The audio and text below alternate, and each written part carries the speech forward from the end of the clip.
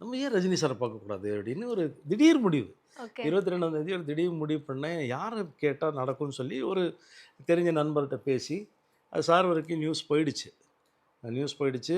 அவர் 24ஆம் தேதி அவர் துபாய் கிளம்புற நாள் அன்னைக்கு. அவர் துபாய் போறாரு அன்னைக்கு. சார் ஊருக்கு போறாரு, சொல்றோம் அப்படின்ட்டாங்க. ஆனா 23ஆம் தேதி ஈவினிங் எனக்கு ஃபோன் வந்துச்சு. சார் ஆஃபீஸ்லேருந்து சுப்பையா அண்ணன் ஃபோன் பண்ணி, "சார் காலைல 10 மணிக்கு வர சொல்லிட்டாரு" அப்படின்னு. எனக்கு தூக்கமே இல்ல. ஓகே. இந்த இந்த சின்ன பசங்க பிக்னிக் கிளம்பும்போது ஒரு ஜாலி ஒண்ணு இருக்கும்ல, ஒரு ஃபீல் இருக்கும்ல. அந்த மாரி ஒரு ஃபீல். "ஐயய்யோ! பார்க்க போறோமே அவர" அப்படின்னு. நைட்லாம் தூக்கம் இல்ல. காலையில எழுந்து சீக்கிரமா போயிட்டேன். 8:30, 9 மணிக்கெல்லாம் சார் வீட்டு வாசலுக்கு போயிட்டேன். ஓ! வண்டியில உட்காந்து வீட பார்த்துட்டே இருக்கேன். இங்க இருப்பாரு. இப்ப என்ன பண்ணிட்டு இருப்பாரு? ஓகே. இவரு இங்க தான் அந்த இதெல்லாம் என்னென்னமோ ஓடிட்டு இருக்கு மைண்ட்ல. ஏன்னா அவ்வளோ அதாவது எனக்கு வெறியன்ங்கிற மீறி எனக்கு ஒரு காட் ஸ்டேட்டஸ்ல நான் அவர வச்சிருக்கேன். ஏன்னா நான் சினிமா வந்ததுக்கு அவர் ஒரு பெரிய காரணமா ம். என் லைஃப்ல இருந்திருக்காரு.